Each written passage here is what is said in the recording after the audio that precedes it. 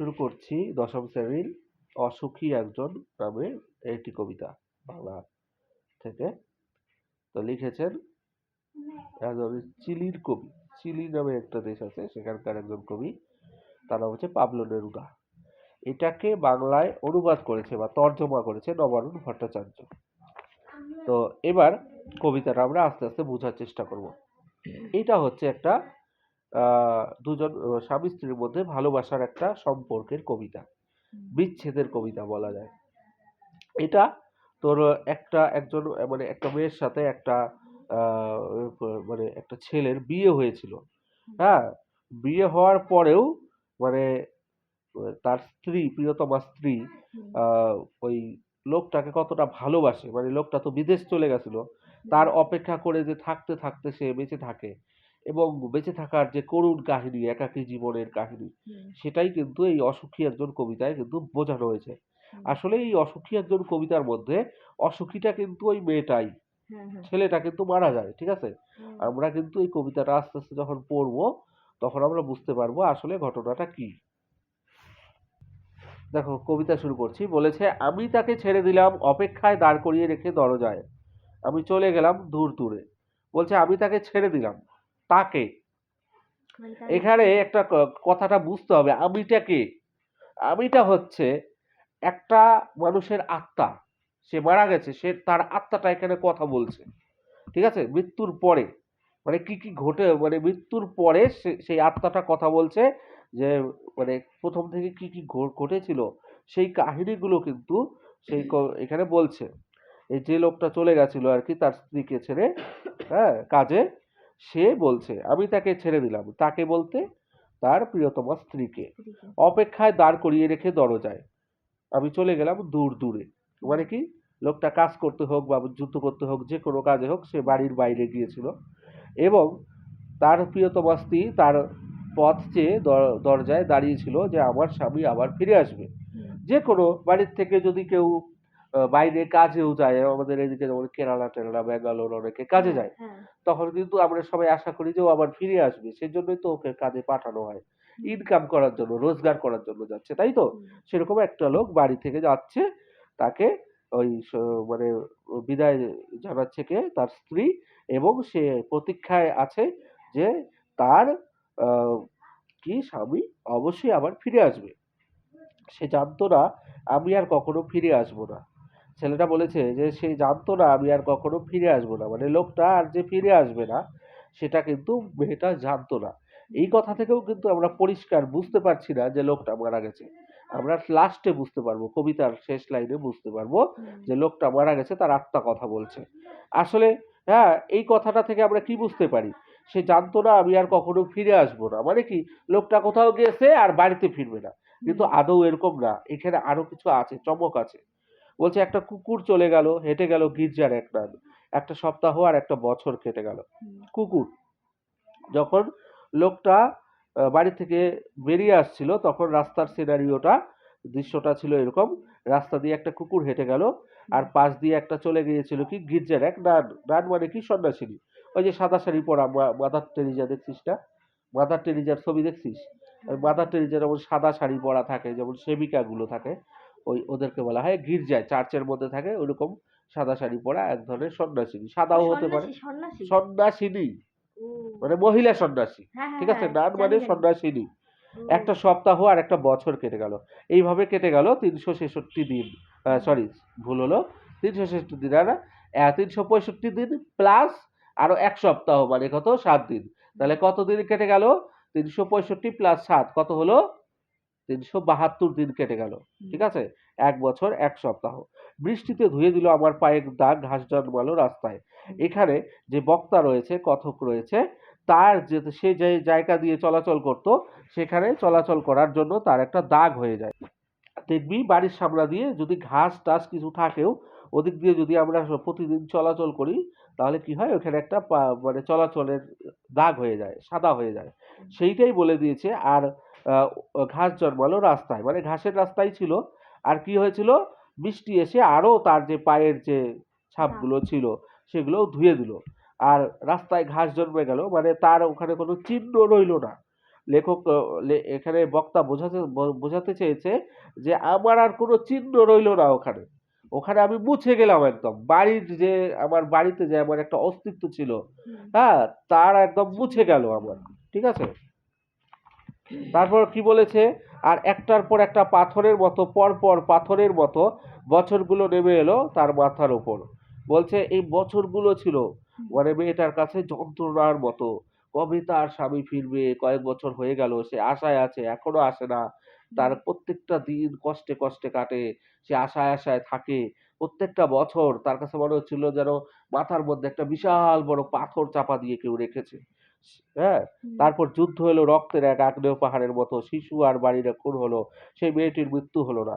তারপরে কি হলো, যুদ্ধ হলো, কোনো কারণে যুদ্ধ লেগেছিল সেই শহরে, এবং সেখানে রক্তের আগ্নেয় পাহাড়ের মতো মতো বলতে বোঝানো হয়েছে যে একটা মানুষকে ধর থেকে একদম মাথা আলাদা করে দিত, একদম মনে কর তরোয়াল দিয়ে একভাবে কোপ দিত, মাথাটা মাটিতে পড়ে যেত, আর গলা দিয়ে ফিনকি দিয়ে রক্ত বেরিয়ে আসতো, যেভাবে লাভা বেরিয়ে আসে আগ্নেয়গিরি থেকে, ঠিক সেইভাবে ফিনকি দিয়ে একদম রক্তগুলো ওপরে পড়তে থাকতো। সেই জন্য এটাকে বলা হয়েছে রক্তের এক আগ্নেয় পাহাড়ের মতো। শিশু আর বাড়িরা খুন হলো। শিশু মানে হচ্ছে ছোট ছোট বাচ্চা যেগুলো বাড়িতে থাকে, এবং বাড়িরা মানে বাড়ির মানুষেরা খুন হলো। খুন হলো মানে কি, তারা নিজে নিজে সুইসাইড করলো না, তাদেরকে হত্যা করা হলো, মানে মেরে ফেলা হলো। সেই মেয়েটির মৃত্যু হলো না কোনো কারণে, কি হলো, দৈবের বশে সেই মেয়েটার মৃত্যুই হলো না। সেই মেয়েটা কি বেঁচে রইলো। সেই মেয়েটা বেঁচে রইলো, সবাই মারা গেল কিন্তু মেয়েটা বেঁচে রইল। সমস্ত সমতলে ধরে গেল আগুন। শান্ত হলুদ দেবতারা যারা হাজার বছর ধরে ডুবেছিল ধ্যানে উল্টে পড়লো মন্দির থেকে টুকরো টুকরো হয়ে। তারা আর স্বপ্ন দেখতে পারলো না। সেই মিষ্টি বাড়ি, সেই বারান্দা যেখানে আমি ঝুলন্ত বিছানায় ঘুমিয়েছিলাম, গোলাপি গাছ ছড়ানো করতলের মতো পাতা, চিমনি, প্রাচীন জলতরঙ্গ সব চূর্ণ হয়ে গেল, জ্বলে গেল আগুনে। বলছে সমস্ত সমতলে ধরে গেল আগুন। যে নিজ জায়গাটা ছিল সেখানে আগুন ধরে গেল, চারিদিকে শুধু আগুনের লেলিহান শিখা। আর শান্ত হলুদ দেবতারা যারা হাজার বছর ধরে ধ্যানে ডুবেছিল। এখানে শান্ত এবং হলুদ বলা হয়েছে কেন? দেবতারা তো শান্তই হয়। মনে করেন শিব ঠাকুরের একটা মূর্তি হাজার বছরের পুরনো, সে তো শান্তই, সে কি মানুষের ক্ষতি করে? তাই দেবতাকে শান্ত বলা হয়েছে, একটা পাথরের মূর্তি।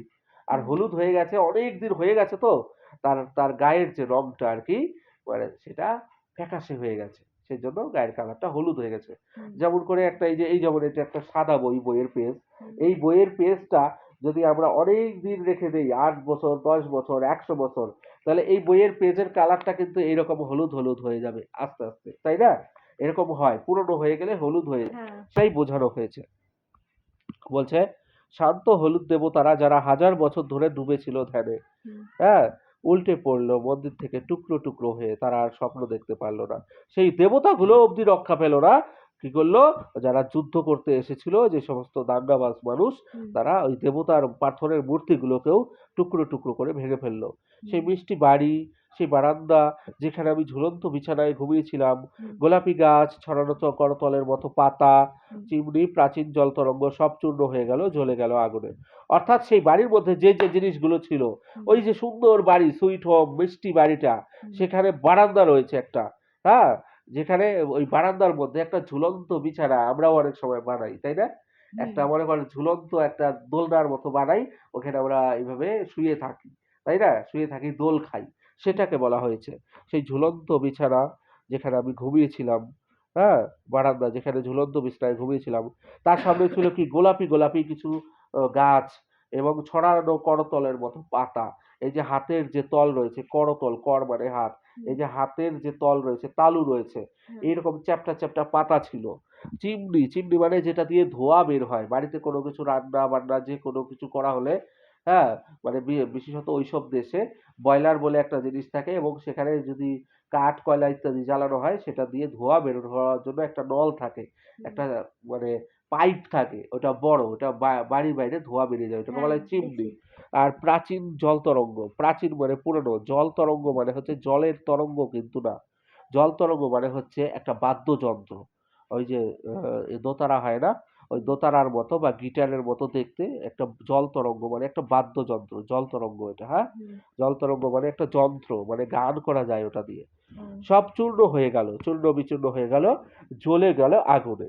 যেখানে ছিল শহর সেখানে ছড়িয়ে রইল কাঠ কয়লা, দোমড়ানো লোহা, মৃত পাথরের মূর্তির বিভৎস মাথা, রক্তের একটা কালো দাগ, আর সেই মেয়েটি আমার অপেক্ষায়।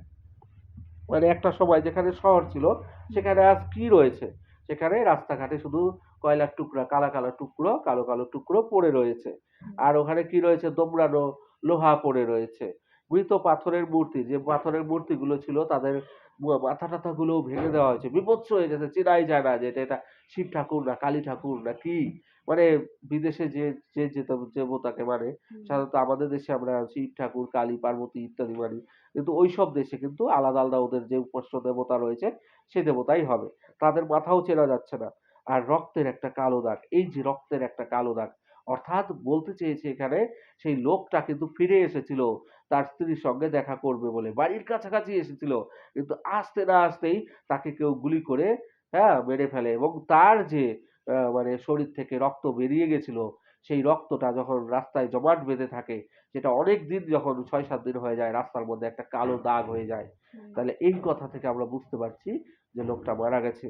রক্তের একটা কালো দাগ, আর সেই মেয়েটি আমার অপেক্ষায়। সেই মেয়েটি বলতে তার প্রিয়তমা স্ত্রী এখনো ভেবে ভেবে বসে আছে যে তার স্বামী ফিরে আসবে। তাহলে এখানে ভাব, তাহলে এই মেয়েটা কতটা অসুখী, তার কেউ নেই, অথচ সে আশায় আশায় বসে আছে, তার স্বামীও মারা গেল, অথচ সে আশায় বসে আছে যে মানে তার স্বামী ফিরে আসবে। তাহলে কতটা অসুখী সে, কতটা তার কপাল খারাপ, কপাল পোড়া। তাহলে বুঝতে পেরেছিস পড়াটা? এটা ভালো করে মুখস্থ করবি একদম। কবিতাটা ছোটবেলায় যেমন ছড়ার মতো মুখস্থ করেছিস ওইভাবে মুখস্থ করবি। আর এখান থেকে আমি শর্ট শর্ট কিছু প্রশ্ন ধরবো। হ্যাঁ, অবশ্যই ধরবো বা লিখতে দিব। সুন্দর মানে দারুণ সুন্দর।